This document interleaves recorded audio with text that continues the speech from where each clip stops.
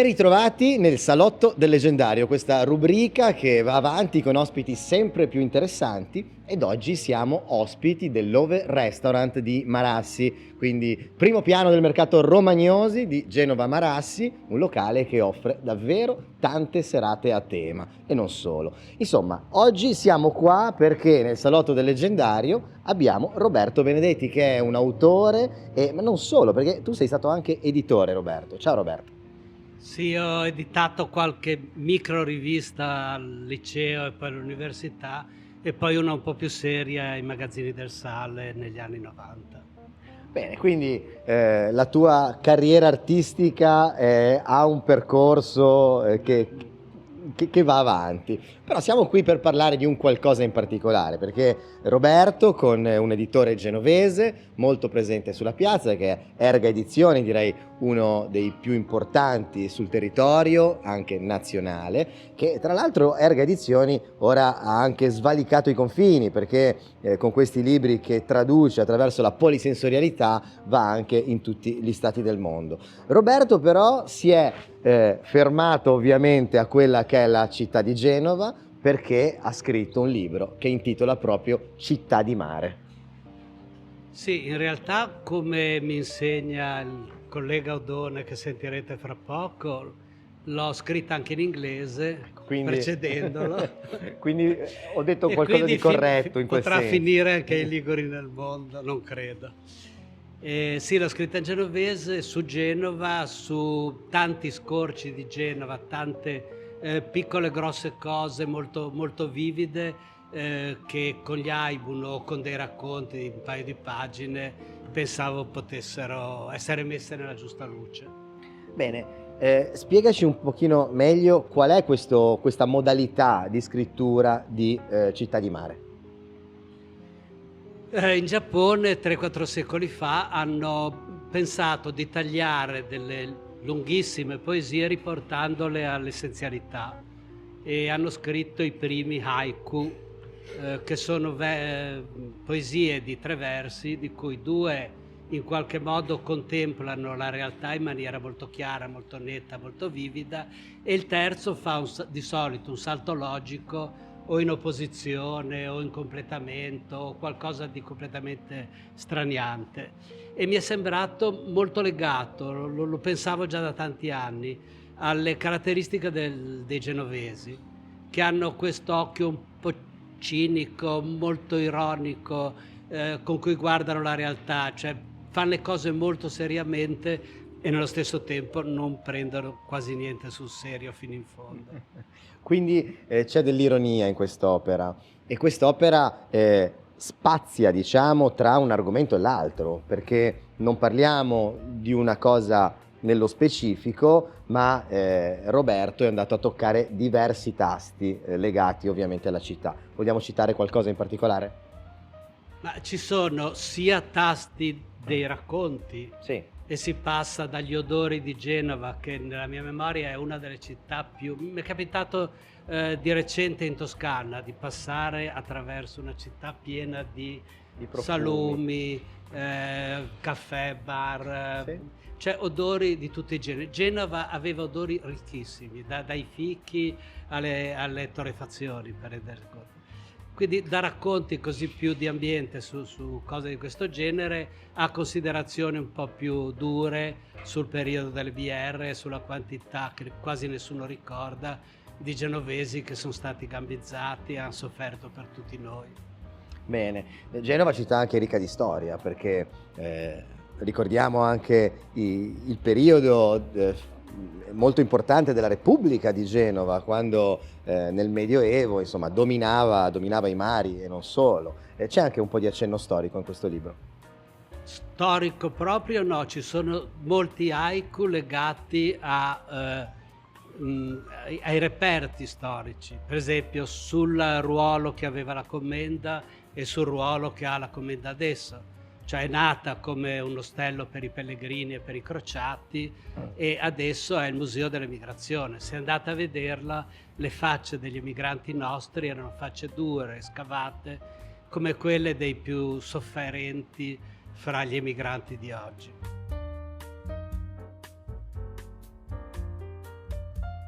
Bene, Roberto, sono molto curioso di farti questa domanda. Allora, nel tuo libro citi anche il formaggio con i grilli, ad esempio, che possiamo ricordare ovviamente la canzone, grazie Giuseppe, la canzone dei Trilli, Trilli Trilli, no? Inizia proprio citando questa pietanza.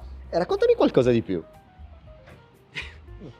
È un ricordo di quando ad Apparizione, credo che adesso sia veramente difficile trovarne, Apparizione ma anche a Righi, c'erano i pastori sardi e facevano il formaggio con i grilli, che sono delle piccole larve che saltano, per cui sembrano grilli.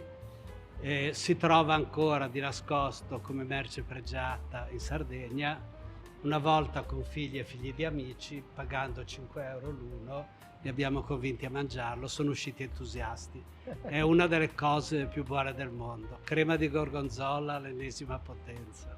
Bene, quindi tra l'altro insomma questa cultura dei grilli, degli insetti, sembrerebbe che insomma voglia anche un po' introdursi in questi luoghi che come l'Italia, io direi che come la cucina com'è in Italia difficilmente si trova altrove. Questo vabbè, è un aperitivo di tutto rispetto, ma ne ho visti pochi, insomma, così ricchi e così curati, insomma, la pasta con la foglia di basilico, il pomodoro a pezzettini. Noi in Italia, per quanto riguarda il cibo, siamo unici, lo possiamo dire, possiamo vantarci di questo. Credo che siamo sicuramente l'unico paese al mondo in cui su una ventina di regioni ci sono 20 categorie di piatti regionali assolutamente diversi gli uni dagli altri. E a Genova abbiamo anche la fortuna degli aperitivi, Esatto. che ci permette di gustarli in abbondanza con cifre Dalla modiche, panissa perché andando a Milano ti danno quelle 4 sciocchezze, mentre qua ci facciamo la cena da buoni genovesi. Bene, e che non ce ne vogliano i milanesi, che noi andiamo anche a Milano volentieri a trovarli, anzi porteremo anche a Milano Città di Mare, perché noi siamo assolutamente, come si può dire, quando siamo accoglienti, internazionali, ecco, noi siamo internazionali, quindi invitiamo i milanesi a venire a Genova, nella Città di Mare, a trovarci, però insomma noi intanto ci godiamo la nostra fogliolina di basilico appena raccolta e salutiamo anche Vladi e i Trilli perché abbiamo citato il formaggio con i grilli. Questa è una delle cose ironiche che ci sono all'interno della tua opera. Ne vogliamo citare ancora una, visto che sono cose abbastanza curiose? Non so, c'è un ricordo della stazione di Sant'Ilario dove si dice che l'unico arrivo che ha visto, piccola e trascurata con me, era quello di Bocca di Rosa. Bene, allora io farei un cin con Roberto, brindiamo alla sua nuova opera editoriale, quindi Città di Mare, Erga Edizioni, vi aspettiamo in tutte le librerie del luogo, della città, ma non solo, d'Italia e anche oltre confine, perché questo libro è polisensoriale, quindi è tradotto anche in inglese, ricco di contenuti audiovisivi, audio, video, insomma, chi più ne ha più ne metta, oltre che traduzioni, e abbiamo lavorato in questo senso con Erga anche in questo. Mi sono rivolto all'intelligenza artificiale, sostanzialmente tutte le musiche sono autoprodotte con, devo dire a fatica, con l'intelligenza artificiale, le immagini del genere xilografie, tanto per rendere l'idea, una per ogni haiku, una per ogni racconto, sono tutte prodotte con l'intelligenza artificiale perché io non so tenere una penna in mano. Ecco, chiudiamo proprio con questo accenno, perché hai parlato di intelligenza artificiale, una cosa sempre più presente, più utile anche, che sicuramente non sostituisce il lavoro dell'essere umano, perché l'essere umano ha una creatività con un sentimento diverso, però devo dire che in molti casi può diventare uno strumento utile questo. Sicuramente, tenete presente che l'intelligenza artificiale è veramente agli esordi e adesso è anche piuttosto stupida, però già adesso permette di fare una serie di cose che nessuno di noi sarebbe stato in grado di fare qualche anno fa. In futuro con l'intelligenza artificiale si faranno grandi cose. Bisogna saperla gestire e bisogna saper ripartire gli utili in modo che tutti possano magari lavorare meno, vivere bene e godere i frutti. Bene. Quindi come sempre prendere il buono e evitare di creare poi dei danni col progresso, ecco, diciamo così. Io ringrazio Roberto Benedetti e gli do appuntamento a più tardi. Intanto adesso aspettiamo un altro ospite che sta arrivando. Rieccoci e con un nuovo ospite, perché mi ha raggiunto una carissima conoscenza, amici oramai da tempo, perché io Giorgio Oddone lo conosco da diversi anni e ogni volta che mi viene a trovare mi porta una novità incredibile, perché quest'uomo, questo autore, questo presidente, perché tu sei presidente di diverse realtà. Sì, sono presidente ultimamente della Consulta Ligure fra le associazioni culturali per le arti, la cultura e la tutela del patrimonio. Quindi è un'associazione delle associazioni liguri, sono una sessantina, molto importante, che vanno da Villa Embury, per citarne una, all'altra che è molto importante a Genova, che accompagna, e quindi racchiude tante teste, tante voglie non solo di genovesità, ma di scoperta di tutte le cose culturali e tradizionali che noi abbiamo, e sono tantissime in tutta la Liguria. Bene, Giorgio, oggi però io con te vorrei parlare di leggende, perché è un po' uno dei miei cavalli di battaglia, lo sai, mi conosci, a me le leggende piacciono, mi piacciono i misteri, mi piace il territorio, la Liguria in particolare, Genova. E una leggenda però tu mi hai portato che io non conoscevo, questa è una cosa che mi incuriosisce molto. Questa leggenda, insomma, me la racconterai tu, però io posso anticipare, grazie, che il protagonista è un pappagallo. Sì, pappagallo, perché dal titolo anche al libro, Un pappagallo de Muneghe, è un lavoro di Niccolò Bacigalupo, è stato fatto nel 1884 e lui l'ha presa da un precedente lavoro di un certo Gresset francese del 1734, quindi di parecchi anni fa, una cosa divertentissima perché è la storia di un pappagallo che finisce in un monastero, e quindi è un pappagallo voluto dalle monache per avere un po' di compagnia, per avere qualcuno da amare, come si diceva, perché forse comunque sono sempre donne e quindi sentono anche questa necessità. E quindi l'hanno espressa in un uccello, e fra gli uccelli che ci sono in giro, quello che migliormente poteva soddisfare l'intero monastero era proprio un pappagallo. E quindi un pappagallo che entra in un monastero. E quindi, fin qua ci siamo. Fin qua ci siamo. Niente di strano, un pappagallo che entra in un monastero, però attenzione perché qui questo pappagallo inizia a chiacchierare. Sì, il pappagallo, come tutti i pappagalli, è molto bravo a imparare, questo particolarmente, per cui in quell'ambiente sentirà le litanie, sentirà le preghiere, sentirà tantissime cose e riuscirà proprio anche a imitare tutte le suore che le dicono, quindi è veramente bravo e molto umano da questo punto di vista, perché avrà dei suoni proprio come se fosse una persona sostanzialmente, un po' più degli altri pappagalli. È un pappagallo veramente bravo. È un pappagallo che ha delle qualità, insomma. Sì, ha delle qualità. Insomma, è anche abbastanza intelligente perché riesce a imparare subito, però insomma quando inizia a parlare inizia a diventare un po' scomodo. Diventa anche un po' scomodo perché poi alla fine questo pappagallo viene, diciamo, è oggetto di affetto da parte da tutte queste suore, da queste monache, le quali comunque ognuna lo vuole per sé e quindi gli danno da mangiare, lo accudiscono tutti i momenti, insomma lo soffocano dal loro quasi affetto che hanno nei confronti del pappagallo, tanto che il pappagallo non ne può di più, e un giorno in cui vede la finestra aperta spicca il volo e se ne va fuori. Ma fugge. Come tutti i pappagalli non può fare tanta strada, perché i pappagalli non sono abituati a volare grandi voli, quindi finirà in un giardino non molto distante dove ci sarà un'altra persona che non sarà per niente una suora, sarà un capitano di nave che si chiama Capitan Giastemma, come dice, quindi Capitan Bestemmia, e quindi ci sarà anche un motivo per cui ha questo soprannome. E a questo punto il pappagallo ha imparato delle cose un po' bruttine da ripetere e la storia prende una piega ancora più intrigata, perché poi a un certo punto lo ritrovano. Sì, perché in effetti, essendo molto bravo a imparare, ovviamente impara anche queste parole.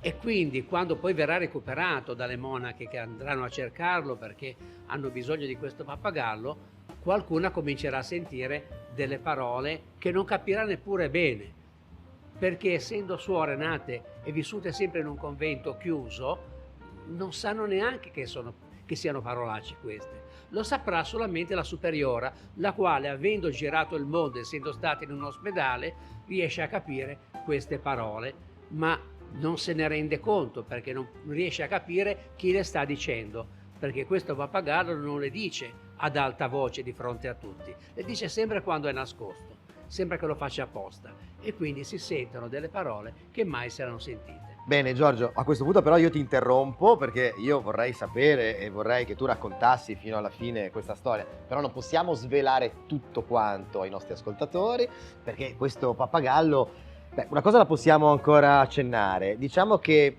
avrà a che fare, forse metaforicamente o forse in modo leggendario, con una creatura molto comune nelle leggende legate alla tradizione, che è il diavolo, il perché diavolo. Non c'è altra spiegazione.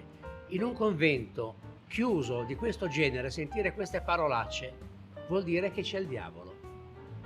E quindi se non si sa chi è, non sono certamente le suore, non possono aver imparato loro, nessuno va avanti e indietro tra l'esterno e l'interno, e quindi evidentemente c'è il diavolo. A questo punto ci sarà un epilogo. Ecco, non dobbiamo sì, dire, non non diremo che fine farà questo pappagallo, lo scoprirete nel libro. Rimaniamo al fatto che c'è un diavolo. Certo, ricordiamo il titolo. Un pappagallo de Muneghe. Bene, tra l'altro ha un riferimento storico importante, esatto, che bisogna dire, perché il libro in copertina parla del 1884. 1884 esattamente, quindi è una storia molto divertente, con un divertimento, un doppio senso, come usava 150 anni fa. Bene, allora Giorgio, ti distraggo dalla storia del pappagallo delle monache perché non dobbiamo arrivare a svelare quello che sarà l'epilogo, però rimaniamo sul discorso leggendario, perché il diavolo è molto presente nelle leggende legate alla tradizione. Insomma, a Genova ce ne sono tante di storie anche legate al diavolo, no? Ce n'è una che ricordo, ad esempio, del diavolo e il vento, che l'abbiamo portata anche recentemente a un ghost tour, dove c'è un vicolo di Genova dove si narra che il diavolo e il vento erano amici. A un certo punto il diavolo, per fare un po' lo spavaldo, disse: io entrerò in questo convegno di sacerdoti e ti dimostrerò che posso intrufolarmi dove voglio, no? Una cosa così. E il vento disse: vabbè, io ti aspetto qui. Insomma, lui entrò in questo luogo, ma non uscì mai più. Alcuni dicono che fu cacciato da una porta secondaria, alcuni che successe un qualcosa che non si può raccontare, insomma, tant'è però che in quel vicolo, e non diremo qual è il vicolo perché bisogna che i genovesi e chi ci ascolta se lo vadano a cercare, perché devono scovarlo tramite il vento, perché c'è ancora il vento che anche nelle giornate più serene in quel vicolo aleggia sempre e dà fastidio, quindi non svegliamo il vicolo ma invitiamo a visitare il nostro meraviglioso centro storico. Certo, andiamolo a visitare sempre perché scopriremo sempre delle cose stranissime, importanti, forse vere, forse non vere, ma ci piacciono comunque siano, perché ci piace tornare qualche volta un po' bambini e avere in mente che certe favole, certe storie sono comunque sempre belle anche da grandi. Bene, Giorgio, questo libro ha la realtà aumentata, quindi parliamo di un libro polisensoriale, sempre targato Erga Edizioni, con contenuti QR code, con l'applicazione Vesepia, gratuita, ricordiamo, e si può accedere non solo alle audioletture ma anche a una serie di contenuti audiovisivi, tra cui anche un'intervista esclusiva a Giorgio insieme a me. Benissimo. Grazie a tutti voi. Bene, quindi Giorgio, io ti ringrazio e ci vediamo dopo perché chiacchiereremo ancora un po'. Bene, grazie Giorgio.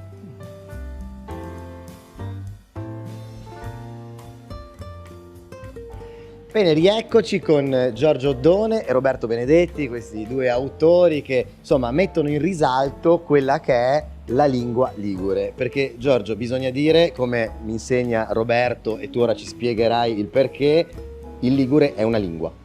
Sì, la lingua ligure è una lingua perché non è mai stato un dialetto, non bisogna confondere col dialetto. Anche per un motivo molto semplice, perché l'italiano non ha dialetti, quindi tutti quelli che noi confondiamo come dialetti sono lingue neolatine che precedevano l'italiano e quindi l'italiano non ha dialetti. E tanto è vero che le parole genovesi, molte derivano direttamente dal latino, ci sono tante altre parole che sono confluite nel dialetto genovese che sono di tutto il mondo mediterraneo, ma sta di fatto che è certamente una lingua parlata da quasi 1000 anni. Roberto, 1000 anni di lingua ha un significato importante. 1000 anni come la compagna dei genovesi e la fondazione del comune, probabilmente anche di più, e comunque se c'è una cosa che differenzia le lingue dai dialetti è l'essere in forma scritta, e il genovese per centinaia di anni è stato usato in forma scritta, da testi notarili, accordi commerciali, trattati bellici, fino al canto da rumenta, che è del Bacigalupo, così ben tradotto da Odone, che secondo me è uno dei massimi capolavori della poesia italiana. Invito tutti a leggere.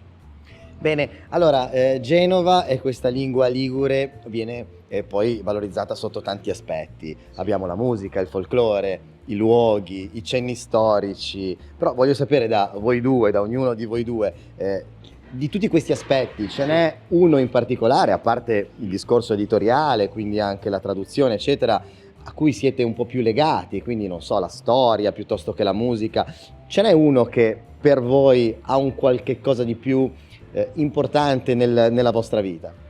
Sì, per me uno più importante, anche perché io ne faccio parte di una compagnia teatrale dialettale, definiamola così perché ci capiscono, ma comunque in lingua genovese, e quindi io credo che comunque anche ascoltare per un'ora e mezza di genovese in una pièce teatrale sia veramente importante, perché non ci capita nella vita comune di sentire per un'ora e mezza parlare genovese banalmente. Quindi è molto bello ed è un modo di portarla avanti, similmente a quello che avviene con le canzoni, con le poesie e quant'altro. Quindi questo è il mio modo e quello che sento più vicino a me.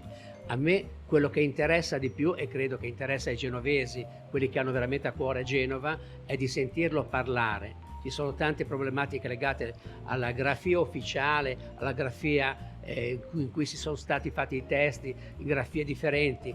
È un problema secondario. Il problema vero è quello di parlare la lingua, perché la lingua si parlava anche quando nessuno era capace a scriverla. Bene, passiamo la parola a Roberto. Quello che mi ha sempre affascinato di Genova, visto che sono nato prima degli sbancamenti delle colline, quindi in una città di fasce, di fichi, di ulivi, di cose, era la magia di questa città. Ancora adesso la trovate nelle parti a mare, in certe crose, in certi tagli, ed è una delle poche città d'Italia in cui ad ogni angolo trovate un taglio diverso. Andate a Roma, andate a Milano, andate a Torino, grandi viali, visioni magari più ampie. A Genova prendete uno scorcio, c'è un acquedotto, c'è un muro di un convento, un albero che esce dalla crosa. È una città che dà veramente delle sensazioni magiche, non parliamo poi del mare. Bene, e nel frattempo ringraziamo Giuseppe dell'Overrestaurant che oggi ci ospita, ci ha ospitato e ci porta gentilmente anche dell'acqua fresca, perché Genova, ecco, a proposito di questo, parliamo un po' di clima, perché insomma Genova è sempre stata un po' nota per città di mare, e quindi poi a un certo punto, quando dopo l'estate ci sono i temporali eccetera, poi però c'è sempre questo colpo di coda dell'estate che riporta un po' non solo il calore in città, ma fa rinascere un po' tutte quelle che sono le attività, perché ci sono attività all'aperto, eventi di piazza. Siamo stati poco tempo fa a Villa Serra Sant'Olcese, un festival bellissimo dove si valorizzano le band, eccetera. E in tutto questo ci sono anche a cielo aperto dei set cinematografici, perché Giorgio ci può dire qualcosa, Genova è sempre di più una città di cinema anche, oltre che di eventi. Vogliamo accennare qualcosina? E mi riallaccio a quanto è stato detto poc'anzi, veramente. Mi è capitato di parlare con diversi registi, quindi più di uno sicuramente, che hanno riscontrato in Genova tante sfaccettature diverse. Cioè, mentre in un film chiaramente ci sono delle emozioni che sono molto variegate, che riguardano situazioni particolari in un senso o nell'altro dal punto di vista emotivo, emozionale e anche di panoramicità. Genova permette tutte queste cose e riesce, per come è fatta, a legarle con le emozioni alle persone che ci recitano. Quindi ci sono posti che creano divertimento a chi vede, c'è certi posti che creano riflessione. Quindi Genova effettivamente è una città che ha molte facce e che permette a chi fa cinema veramente di trovare e dare delle emozioni, dei punti di vista che sono un po' scoperti da altre parti. E questo è uno dei motivi per cui Genova è stata fatta vedere recentemente. Si pensava che ci fossero delle difficoltà a venire a girare perché Genova è stretta, Genova è piccola, ci sono problemi per i camion da 10 metri e tutte queste cose. Ci si è resi conto che poi invece la città si apre e chiude anche, perché riesce anche a chiudere la sopraelevata di giorno, quindi fa delle cose che erano impossibili qualche anno fa, ma adesso si fanno pubblicità anche di giorno sulla sopraelevata. Bene, e questo per chiudere questa metafora che è iniziata con questo ritorno del caldo, dell'estate, del calore, per dire che Genova non solo il calore lo porta, ma lo dà anche. Io ho ospitato spesso ragazzi in scambio giovani dagli Stati Uniti. La prima è arrivata da Castelletto a Nervi, ha chiamato la madre e ha detto: è la città più bella del mondo, e stava a San Diego, non stava nel Midwest.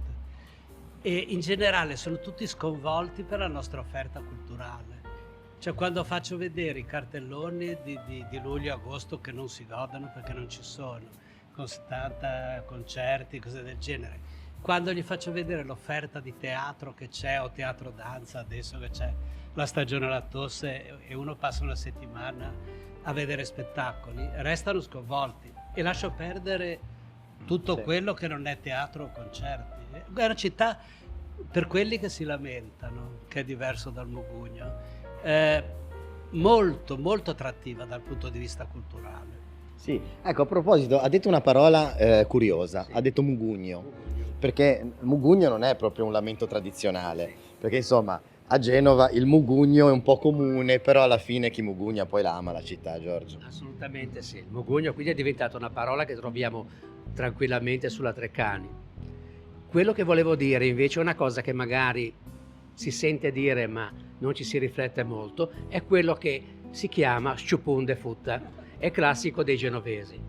Lo sciupun de futta cosa è? È un'esplosione di rabbia fine a se stessa, non è un'esplosione di rabbia che porta delle conseguenze nocive per nessuno, ma si esaurisce nel momento in cui avviene. E questo è il genovese, per cui alla fine non fa danni di nessun genere, ma è veramente un modo per esplodere, ma finisce lì. Cioè è il Mugugno che esce fuori all'ennesima potenza. Si è espresso e questo è quello che voleva e finisce lì. Bene, hai qualcosa da aggiungere a riguardo, Roberto? Che il genovese è ironico, per cui non farà mai male a nessuno. Esatto. Bene, allora ricordiamo il titolo delle vostre opere. Sì, Un pappagallo de Muneghe, che è di Bacicalupo, quindi Niccolò Bacicalupo, fatto in genovese e rifatto da me, tradotto in italiano. Quindi, invece, Roberto? Città di mare, che è un libro di racconti e di haiku. Bene, allora, Erga Edizioni è l'editore, la casa editrice per entrambe queste opere e insomma aspettiamo la presentazione adesso. Abbiamo già qualcosa in programma? Il libro praticamente è finito, deve essere praticamente stampato, lo sarà fra pochi giorni, quindi contiamo che entro novembre il libro sarà disponibile, quindi ci sarà la presentazione, la possibilità di vederlo, di leggerlo e di commentarlo, ma soprattutto di sentirlo, perché come le opere di Erga che hanno del QR code con registrazioni audio, nel mio caso Pappagallo de Muneghe è tutto quanto registrato e quindi basta mettere delle cuffiette e col cellulare si sente benissimo. Invece Roberto, per quanto riguarda Città di Mare? Stessa identica trafila, non mi ripeto. Bene, quindi da questo meraviglioso locale che è l'Over Restaurant che ci ha ospitato oggi, ringraziamo Giuseppe, ringraziamo Giorgio Oddone, Roberto Benedetti, da Dario Rigliaco il leggendario. L'appuntamento è al prossimo salotto del leggendario. Un saluto a tutti.